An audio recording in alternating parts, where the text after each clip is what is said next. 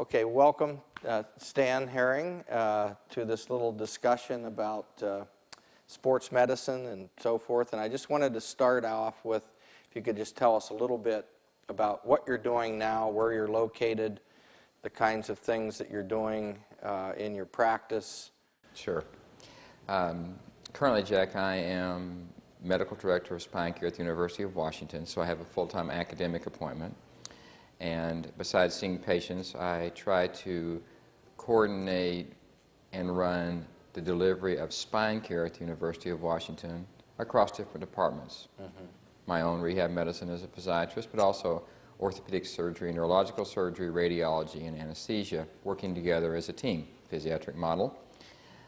We also do a significant amount of other types of musculoskeletal or sports care. Even though we run the spine program, we really are non-operative sports and spine physicians. So you tie in with orthopedics and sports medicine then at the university? Absolutely. Close working relationship, patient sharing, consulting on the University of Washington athletes.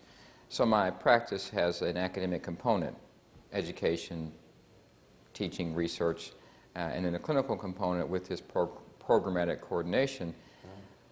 The idea being that sports and musculoskeletal problems may be best managed by a team approach. And that's the idea that we brought to the University of Washington.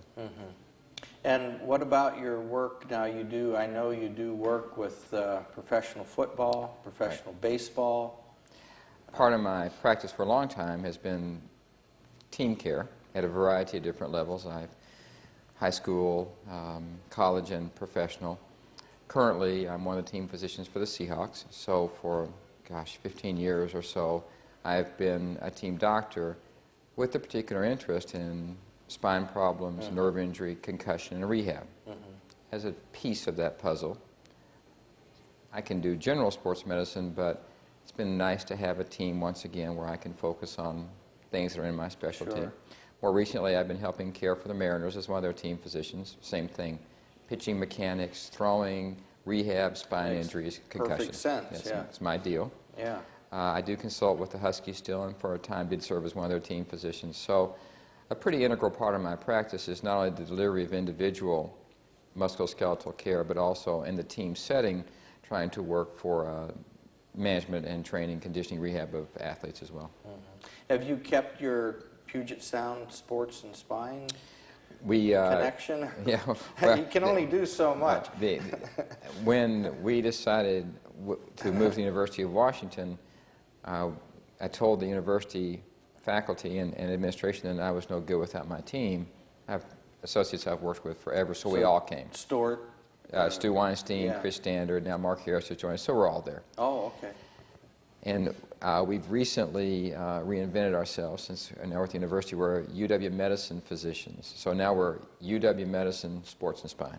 Okay. And that'll be our tag. But basically, Jack, it's the same model.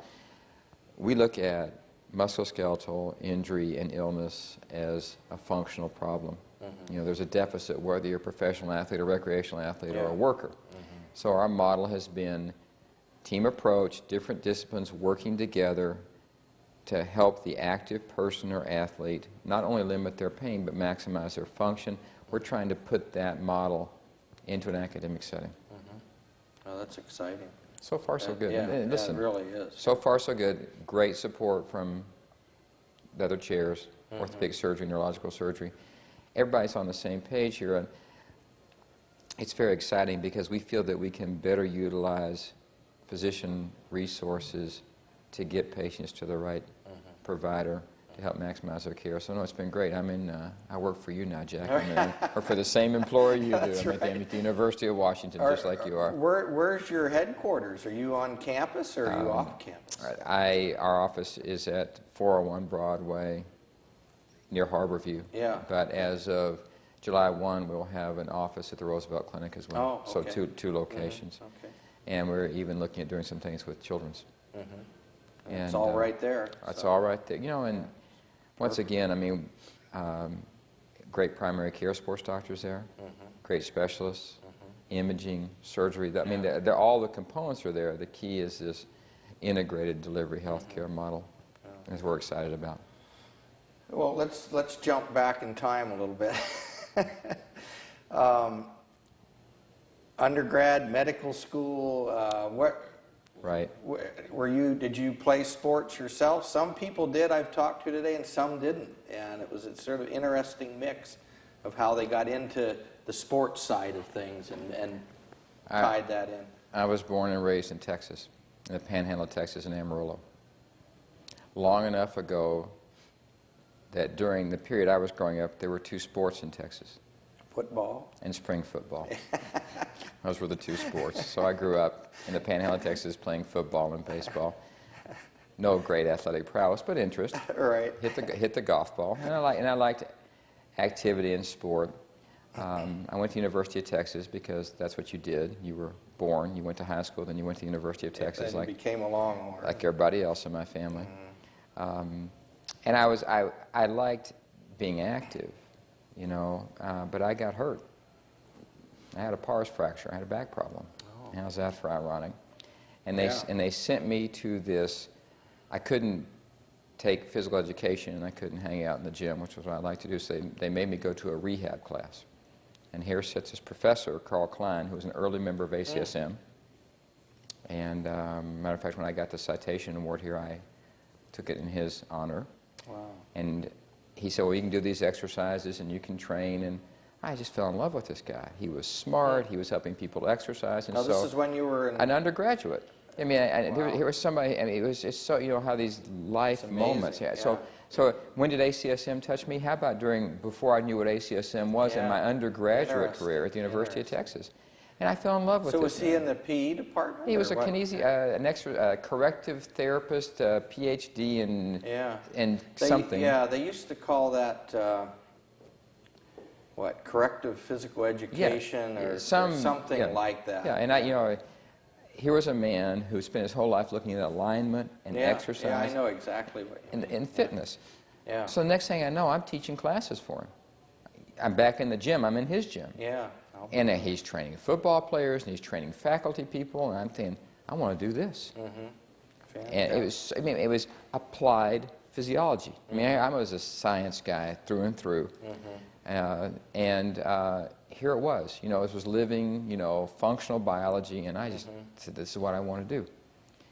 And he said, you know, you might want to go to medical school because you have more options. And Absolutely. And so Professor K. Klein got me started for this understanding that exercise is therapy. And so I was an easy convert. He made me feel better, and I got stronger, and I got to teach other people, and it was very powerful.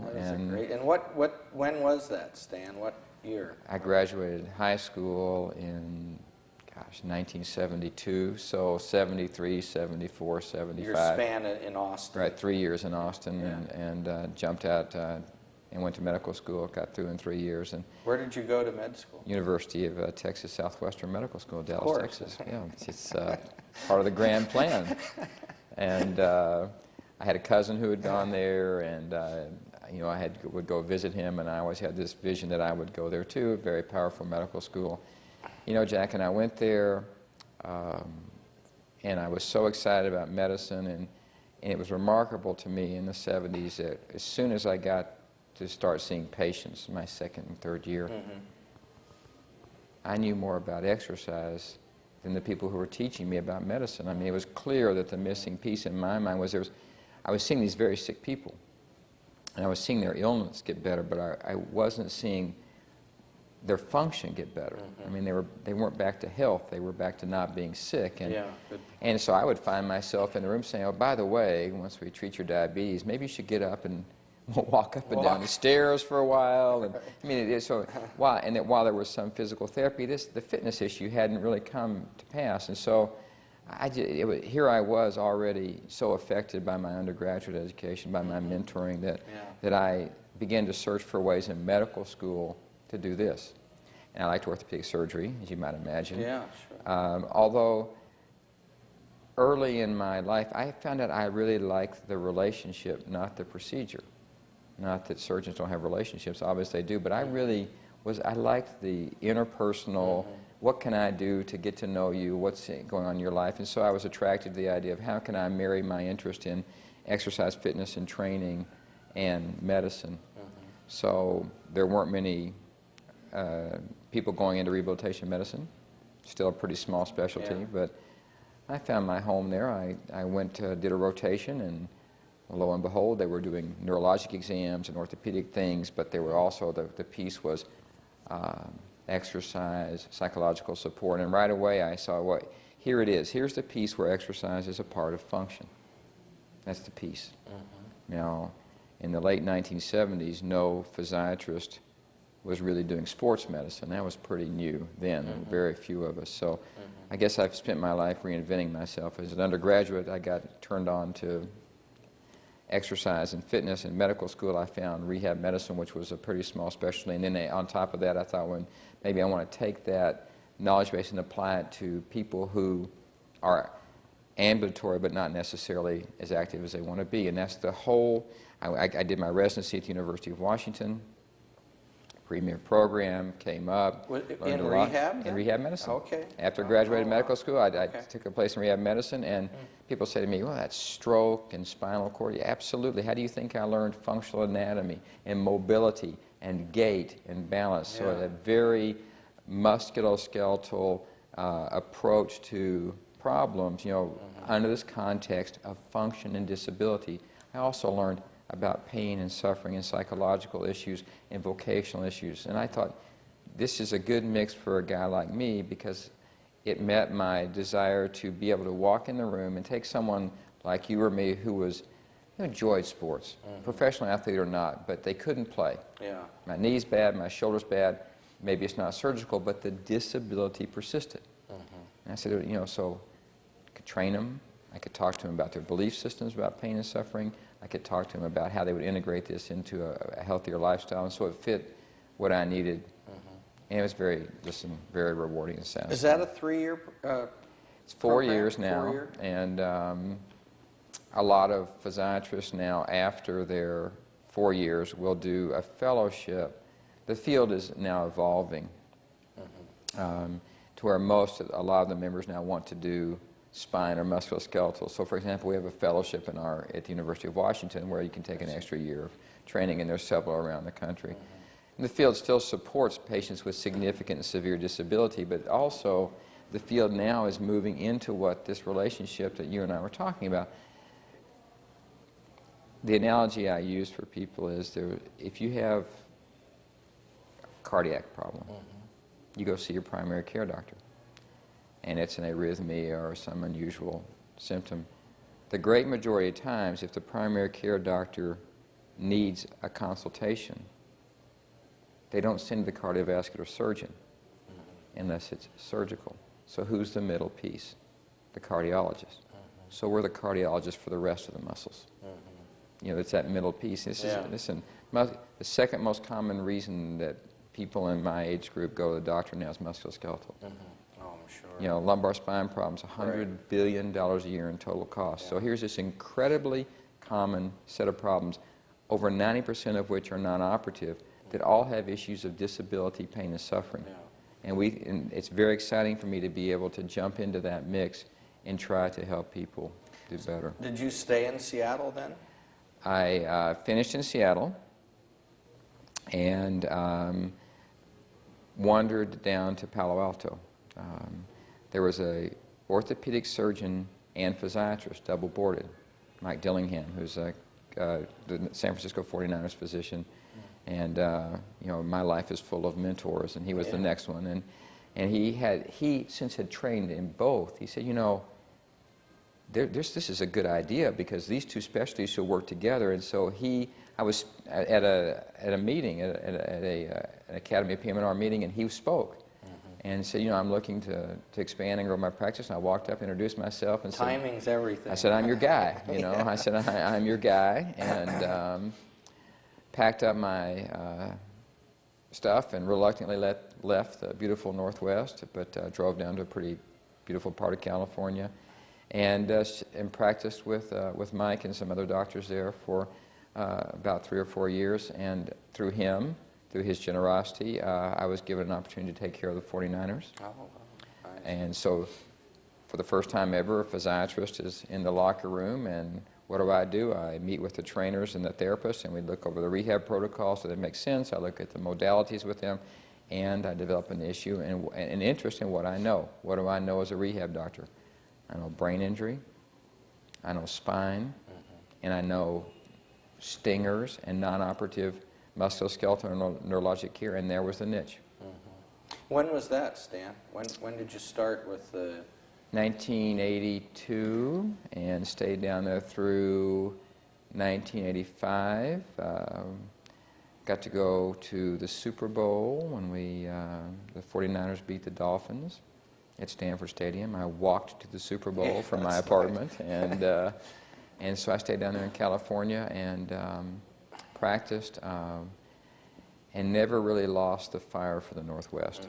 For a boy from Texas, to move to Seattle was, and that was the first time I was exposed to mountain climbing and snowshoeing and cross-country skiing, and it was always there. And at that time, I was about to marry my wife, and we looked at all of our options and decided that, you know, for us and for a future family and quality of life,